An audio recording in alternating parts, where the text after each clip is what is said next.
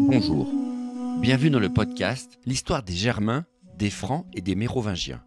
Je m'appelle Xavier. Et je m'appelle Romain. Abonnez-vous à notre podcast sérieux, Mais pas trop. conçu pour les passionnés d'histoire qui veulent tout comprendre sur ces peuples, leurs souverains, leurs coutumes et leurs territoires durant le premier millénaire. Retrouvez-nous sur les réseaux sociaux Facebook et Instagram et notre site internet sur meropodcast.fr. Et n'hésitez pas à nous partager vos commentaires ou à nous donner des étoiles sur votre plateforme de balado favorite. Ceci est l'épisode 37. Cousin et Germain. L'élévation de Julien au titre d'empereur en 360 nous est présentée par Ammien Marcellin comme une conclusion inévitable due au seul talent du jeune homme. Et là, vu d'où il a parti, nous ne pouvons qu'être d'accord avec lui. Julien empereur, c'est le vœu unanime de la Gaule, la récompense logique du général à succès qui les a défendus depuis 4 ans. Là, c'est plutôt l'avis d'Ammien et on peut avoir un léger doute sur l'entière véracité de l'affirmation, même si pourquoi pas. Et finalement, toujours selon Ammien, Julien aurait été trop vertueux pour que la moindre ambition lui ait traversé la tête. Et oui, comme moi, je suis sûr que vous avez des gros doutes. En tout cas, on commence à connaître la chanson. Ça sent une énième guerre civile à l'ouest. Mais avec cette fois, un prétendant un peu plus sérieux que d'habitude, au vu du pédigré de ses aïeux, de sa prise en main du pays et de l'absence prolongée de Constance dans cette partie de l'Empire. Mais cette guerre civile risque de tourner bien différemment de ce que tout le monde pouvait attendre pour une fois. Et c'est ce que nous allons vous raconter dans cet épisode.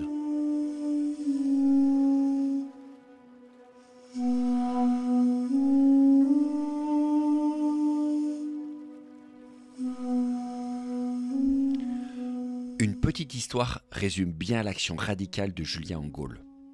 En 358, le préfet du prétoire, c'est-à-dire le fonctionnaire envoyé par Constance pour gérer les affaires civiles du pays, et au passage espionner un peu Julien, exige qu'on lève des contributions extraordinaires sur la population. Car les caisses de l'Empire sont vides et Constance a besoin d'argent pour les armées de l'Est.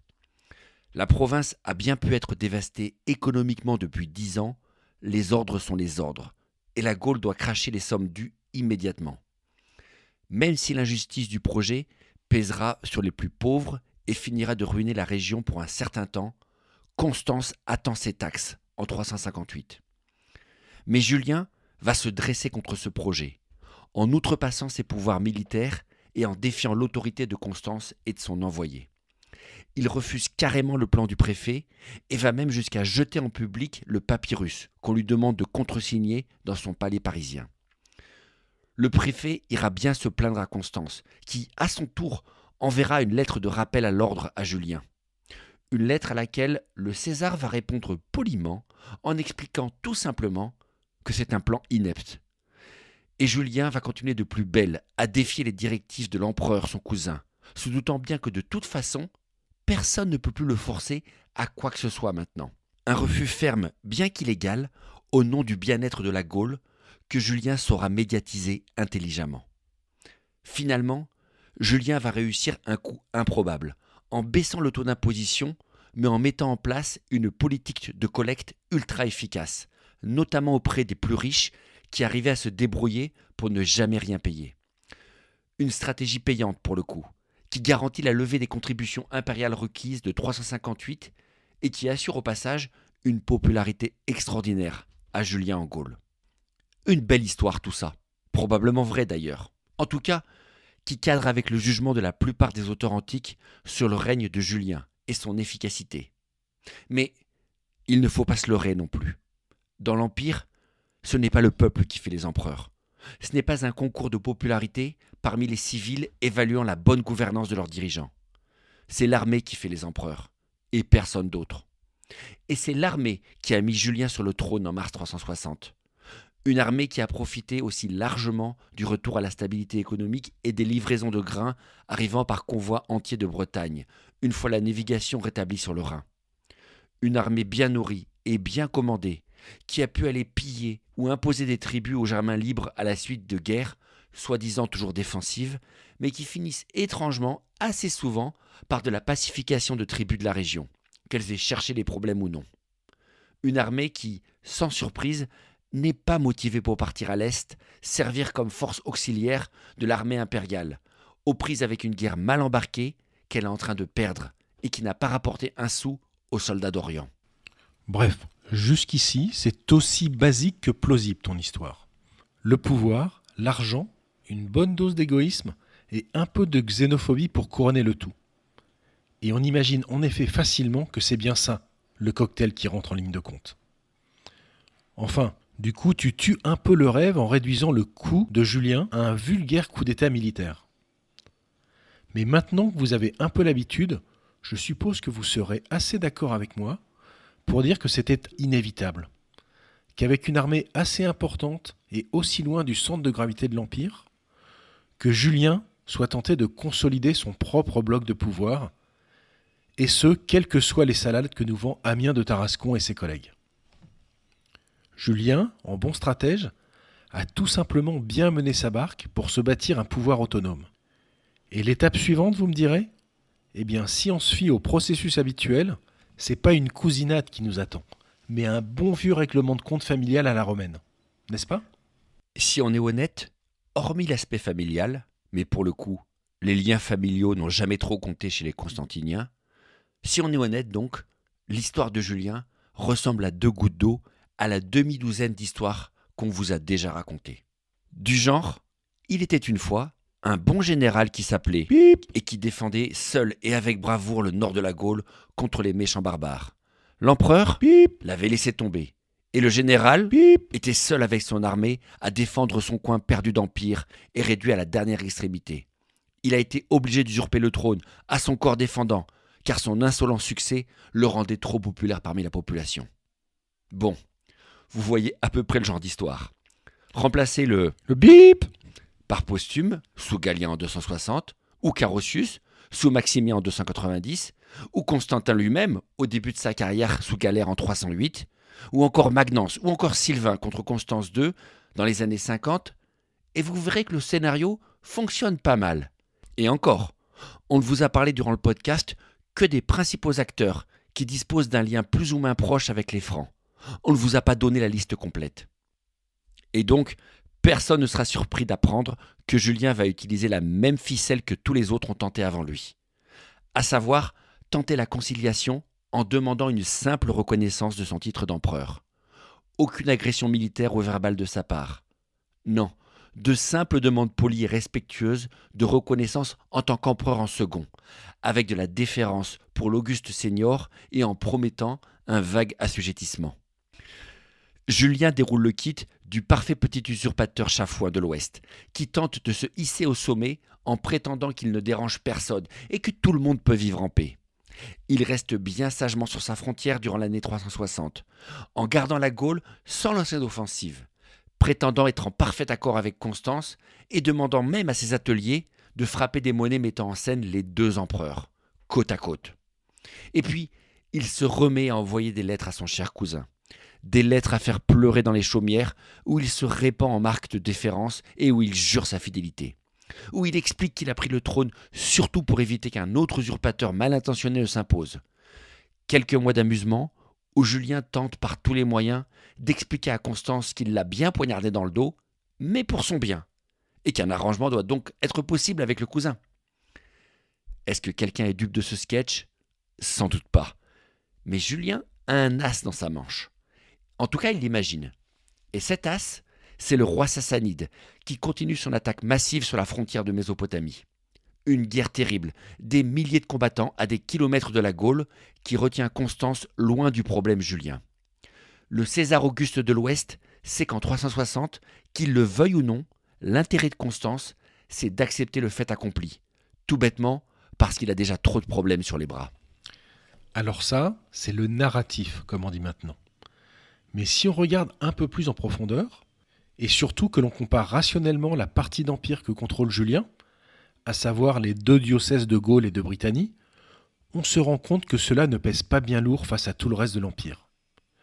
Julien a tout simplement peut-être peur de se faire hacher menu ou éparpiller façon puzzle.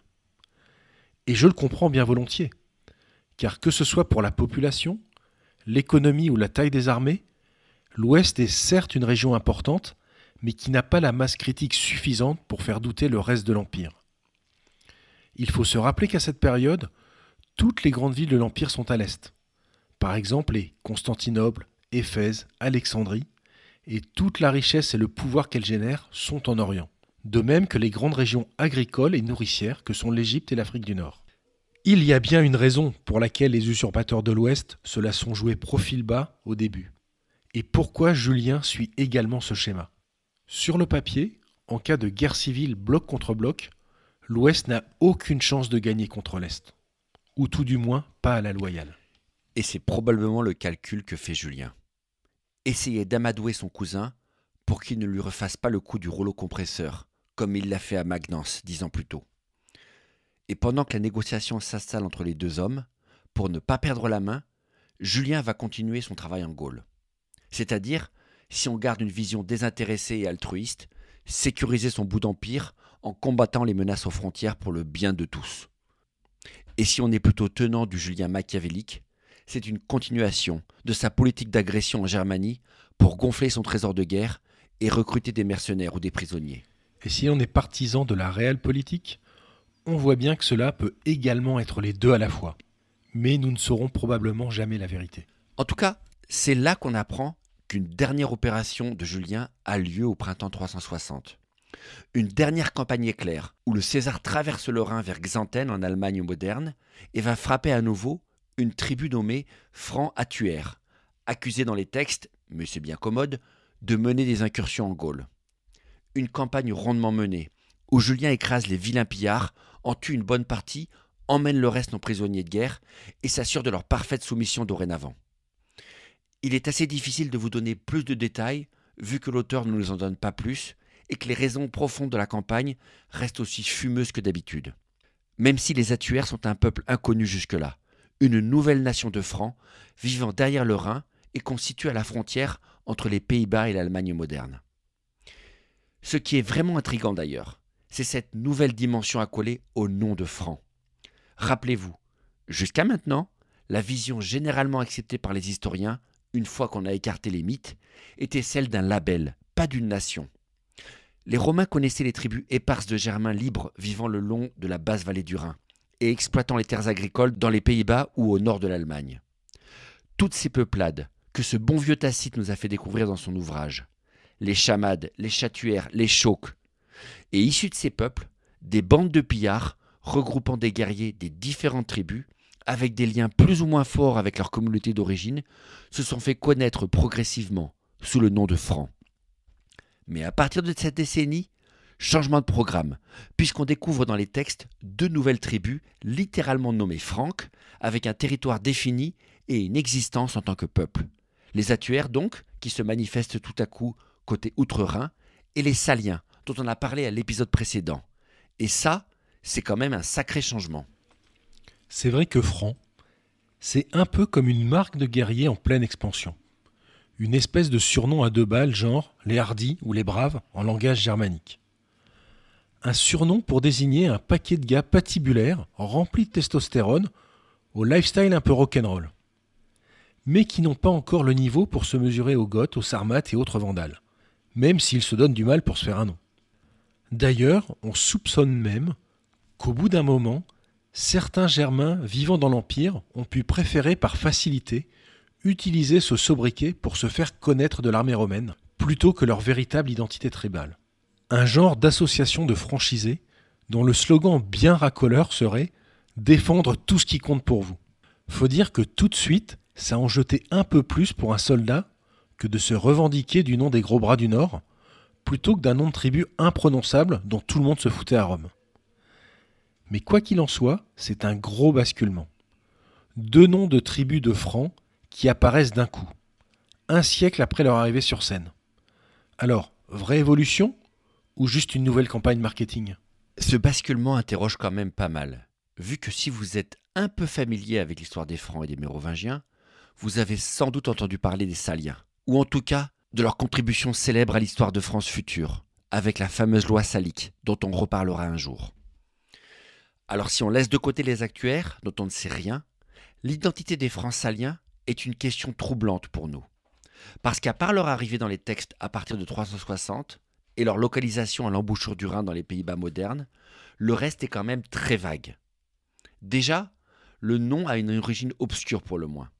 Salien peut être lié à une dénomination géographique, par exemple une rivière ou un lieu dont le nom aurait imprimé sur la peuplade en question. On pense à la rivière Iciel, aux Pays-Bas, ou la rivière Icieux, en Belgique par exemple.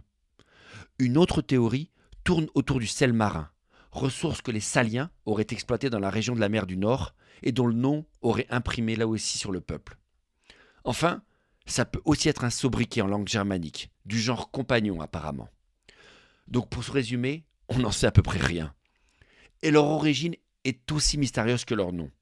D'abord, leur apparition surprise et tardive ne peut s'expliquer que par le mécanisme habituel dont on a parlé, mais qui reste assez cryptique, à savoir le regroupement de plusieurs bandes en une nouvelle identité tribale, à la suite des guerres et des opérations militaires qui ont fracturé la région depuis plus de 2 siècles. Ou encore le détachement d'une partie d'une grande tribu, comme les Chauques par exemple.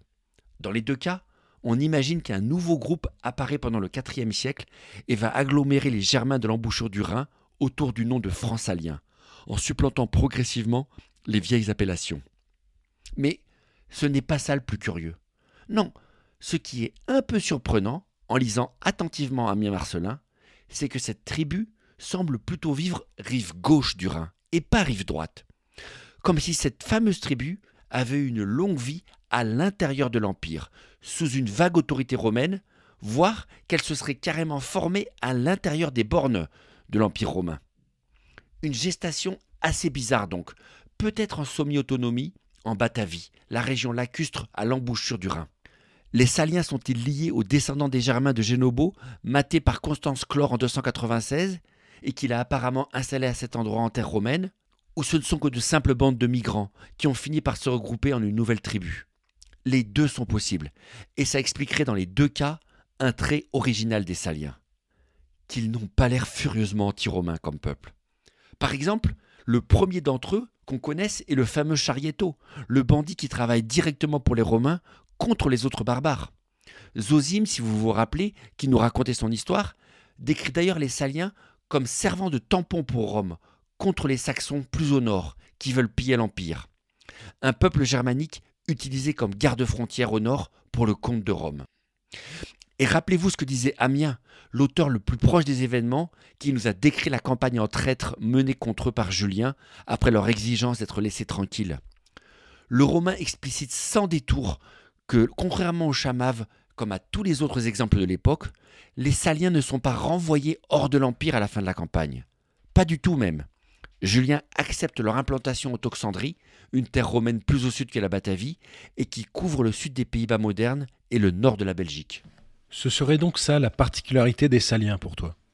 Un groupe de Germains très liés à Rome, vivant en territoire romain et qui, avec quelques claques dans la gueule de temps en temps, respectent l'autorité impériale, tout en conservant leur caractère germanique, et qui ne se romaniseraient pas à vitesse grand V, à la différence de beaucoup d'autres peuples que Rome a soumis historiquement. Et si Rome a toujours eu des états tampons, le fait d'incorporer dans ses frontières ce genre d'entité semi-barbare, c'est plutôt nouveau et somme toute plus étonnant. Le système le plus fréquemment cité, c'est celui de peuples fédérés. Des peuples gardant leur culture et leurs lois, mais vivant sous l'autorité romaine. Et ça peut être, sans qu'on en ait la preuve absolue dans ce cas, la manière légale avec laquelle Rome a laissé les Saliens s'installer au final dans son empire. Peut-être. En tout cas, ce système des fédérés va se développer à partir de la fin du IVe siècle et transformer l'Empire romain pour toujours au Ve. Mais on y reviendra. En attendant, et quel que soit leur statut exact, les Saliens vont rester vivre en territoire officiellement romain, mais comme des Germains. Et ça, quoi qu'il en soit, c'est une petite révolution. Vraisemblablement, parce qu'ils habitent un peu au bout du monde, vu de Milan ou de Constantinople. Une extrémité d'empire qui, fondamentalement, a peu de chances d'intéresser le pouvoir central, avec un poids économique quasi nul et une position stratégique moyenne. Oui, Rome veut maintenir le contrôle de toute la rive sud du Rhin. C'est une question de principe qui explique d'ailleurs assez bien l'attaque en traître de Julien pour les mater et sécuriser son approvisionnement par le fleuve. Mais pas au point de s'embêter à re-romaniser cette région. C'est probablement trop loin et trop compliqué. Au bout d'un moment, si les Germains installés là, au fil du temps, acceptent juste de se soumettre à Rome, il est probable que les César et Auguste du IVe siècle ont dû finir par se dire qu'ils pouvaient bien laisser couler. D'autant qu'il semble que la région ait été quasiment désertée à la suite de la crise du IIIe siècle et abandonnée par une majorité de sa population gauloise. Et que le pouvoir romain a donc dû être plutôt satisfait d'un repeuplement germanique massif pour remettre la région d'aplomb économiquement. Un afflux de colons étrangers contrôlés par Rome lors des opérations de relocalisation après un conflit ou simplement tolérés parce qu'on a mieux à faire à Milan ou à Constantinople que de se payer des gardes-frontières. N'empêche qu'on peut se demander, parmi tous les peuples barbares, pourquoi les Francs, et notamment les Francs saliens, qui sont les ancêtres des Mérovingiens, ont eu un tel destin. Pourquoi ce sont eux qui se sont imposés dans l'Empire après l'effondrement total du pouvoir central au milieu du Ve siècle et qui ont conduit à l'avènement de Clovis et des autres. Alors je ne vais pas affirmer d'une façon simpliste, mais bon, on peut quand même imaginer qu'un tout petit peuple comme les Francs saliens a dû pas mal profiter de développer une double culture unique en son genre, à la fois en conservant leur côté germanique, mais en opérant sous contrôle romain et en apprenant à vivre avec leurs voisins d'empire. Et qui dit apprendre à les connaître, dit aussi apprendre un ou deux trucs utiles sur leur civilisation, leur organisation, voire leur armée. Mais bon, si on laisse de côté les Saliens, qui reviendront bien assez tôt dans notre histoire, qu'est-ce qui se passe avec Constance en 360 ? Bonne question. Alors, Constance a bien reçu les lettres de Julien, lui expliquant toutes les bonnes raisons qui l'ont forcé à se laisser proclamer Auguste. Il a bien lu les excuses de son cousin, prétextant que les armées ne lui ont pas laissé le choix, et qu'il a pris le pouvoir pour éviter qu'un véritable traître comme Magnence ou Sylvain ne le prenne à sa place. Et en l'invitant à accepter gracieusement le fait accompli et d'avoir son petit cousin proclamé Auguste lui aussi. Et sa réponse a été très simple et sans surprise. Constance a littéralement explosé de fureur devant la traîtrise injustifiable de ce serpent de Julien. Les lettres de menace n'ont pas traîné de sa part, exigeant qu'il se soumette immédiatement pour avoir la vie sauve, et le menaçant du pire s'il n'obéissait pas. D'ailleurs, Constance, fidèle à ses vieilles astuces, n'a même pas hésité à soudoyer un des rois alamans pour attaquer dans le dos Julien, exactement comme il l'avait fait 10 ans plus tôt avec Magnence. La même astuce, mais qui ne fonctionnera pas cette fois, puisque comme on l'a dit, Julien ne se précipite pas en 360 après son coup d'État, mais passe l'année à sécuriser la frontière, en écrasant d'abord les Francs atuaires, puis les Alamans, capturant même le roi alamand payé par Constance pour le détruire. Un succès tactique donc, qui souligne l'intelligence de Julien, mais qui ne règle rien dans le fond. Car une fois l'année 360 passée, tout le monde a bien compris qu'on ne s'en sortira pas autrement que d'habitude. Julien sait qu'il n'arrachera la reconnaissance de son cousin qu'à la pointe du glaive. Et Constance, lui, a réalisé qu'il fallait choisir une nouvelle fois entre sa guerre interminable à l'Est contre les Sassanides ou l'extermination de Julien. Et vous connaissez assez Constance maintenant pour ne pas être surpris de sa décision. Début 361, l'Auguste Constance II, l'empereur sur le trône depuis 23 ans et qui a survécu à peu près tout, a pris sa décision. Celle d'abandonner le front en Mésopotamie et de repartir plein ouest pour terrasser la sédition, immédiatement. Une décision logique connaissant notre homme, même si elle met gravement en péril la frontière est. De toute façon, déclaré ennemi public dès novembre 360, Julien a compris qu'il n'avait plus rien à perdre et a quitté la Gaule début 361 lui aussi pour envahir les Balkans modernes et se préparer avant que Constance ne rapplique avec sa gigantesque armée. Une nouvelle fois, bien malin qui peut dire entre Julien et Constance qui est vraiment le responsable de cette guerre civile qui débute en 361. Les deux hommes avaient déjà tellement de rancœur et de soupçons l'un envers l'autre qu'arriver à coopérer était peut-être juste impossible de toute manière. Et on voit donc l'inexorable guerre civile romaine se profiler à nouveau. Julien se barricadant dans les Balkans pendant que Constance revient de Mésopotamie avec son armée pour l'écraser. Une confrontation inévitable qui finalement n'aura pas lieu. Et non, désolé de vous décevoir, mais Julien et Constance ne vont pas régler ça d'homme à homme sur le champ de bataille. Car en novembre 361, après 23 ans de règne, après avoir survécu à Magnance, à Sylvain, à Gallus, à l'empereur de Perse, au conflit avec ses oncles, ses cousins et même ses frères, Constance II est saisie d'une mauvaise fièvre à Antioche, à la frontière entre Turquie et Syrie actuelle, et meurt dans son lit à 44 ans. Et paf, une fin un peu surprise pour l'empereur survivor du IVe siècle. Mais après tout, il faut toujours mourir de quelque chose. Et dans un dernier souffle, réalisant que sa dernière heure est arrivée, et que sans enfant mâle, il n'a plus aucun parent proche vivant autre que Julien, il laisse son trône à son cousin rebelle. Ce qui en dit long sur les mentalités de l'époque et l'importance de la famille. L'histoire ne dit pas si ça l'a fortement énervé, mais je parie qu'il a bien dû avoir le seum. Et les Gaulois et les Francs d'Empire, pour eux, cela a dû être un grand soulagement. Sans doute. Difficile à dire tout de même, puisque les Francs et les Gaulois, Julien ne les reverra jamais. Sinon les dizaines de milliers de Francs qu'il a amenés avec lui à l'Est, notamment les Saliens et les Chamaves bien sûr, ainsi que des Francs d'Empire qui constituent la colonne vertébrale de son armée. Certains esprits chagrins pourraient noter que ces mêmes Francs s'étaient soi-disant rebellés contre Constance 1 an plus tôt pour éviter de partir à l'Est justement, et qu'ils avaient mis Julien sur le trône à son corps défendant pour éviter un tel sort. Mais ça serait faire du mauvais esprit que de le souligner. Car une fois qu'il apprend la nouvelle de la mort de son cousin, Julien, nouvel empereur incontesté, n'a qu'une seule priorité. Foncer à l'Est avec son armée, reprendre le contrôle de la capitale Constantinople et de l'armée impériale qui a laissé Constance derrière lui, et reprendre la guerre avec les Sassanides. 362 est l'année de la transition, où Julien reconsolide tout l'Empire sous ses ordres avant de repartir en campagne.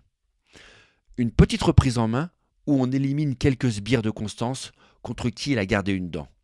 Des personnages patibulaires, comme Apodème, le fonctionnaire fou furieux que Constance avait envoyé en Gaule pour terrifier Sylvain et qui avait servi de déclencheur à la révolte de 355. Apodème finira donc au bûcher, comme 2 ou 3 autres liés de près ou de loin, au complot d'ailleurs. Le seul qui s'en sort bien, si on peut dire, c'est notre ami Arbessio, le franc ennemi de Sylvain, et que Julien promeut en fait, au grand désarroi d'Amien Marcellin. Mais bon, une nouvelle preuve qu'être franc d'Empire n'est pas une terre indélébile pour faire carrière, même pour un petit hypocrite comme lui. Mais le règne de Julien ne durera pas longtemps finalement, et finira mal en Mésopotamie, avec une certaine justice si on se place du point de vue de Constance. Dès l'année 363, Julien est reparti vers l'Est pour reprendre la guerre contre les Sassanides. Une campagne militaire ambitieuse pour Julien avec ses 2 armées, la franco-gauloise qu'il a amenée avec lui et l'armée impériale de Constance. Une campagne qui va tous les mener sur les rives du Tigre et aux portes de la capitale ennemie, à Ctésiphon, une ville située à côté de la ville moderne de Bagdad. Mais une campagne qui tournera court, car durant un raid nocturne de l'armée sassanide, Julien se porte aux avant-postes à cheval sans prendre le temps de mettre sa cuirasse. Une petite erreur qui va lui coûter très cher. Un mauvais coup de lance à la hanche lui perce le foie et entraîne sa mort quelques jours plus tard, à 31 ans, malgré tous les efforts des médecins. Le règne de l'empereur Julien s'arrête donc quelque part dans les sables d'Orient, 18 mois après celui de son cousin Constance II. Une fin brutale qui bouleverse son armée et notamment les Francs d'Empire qui l'a emmené avec lui et qui perdent leur empereur adoré un jour de juin 363 en plein cœur du Proche-Orient. Plusieurs ne s'en consoleront pas, notamment un certain Mérobaude, un officier franc désigné pour ramener le corps de Julien à Constantinople et qui commence son improbable carrière dans l'Empire romain comme croque-mort de l'empereur des Romains et des Francs. Mais ceci est une autre histoire. Merci d'avoir écouté cet épisode de L'histoire des Germains, des Francs et des Mérovingiens, le podcast dédié à l'histoire de France durant le premier millénaire. N'hésitez pas à nous contacter sur meropodcast.fr@gmail.com et rendez-vous au prochain épisode.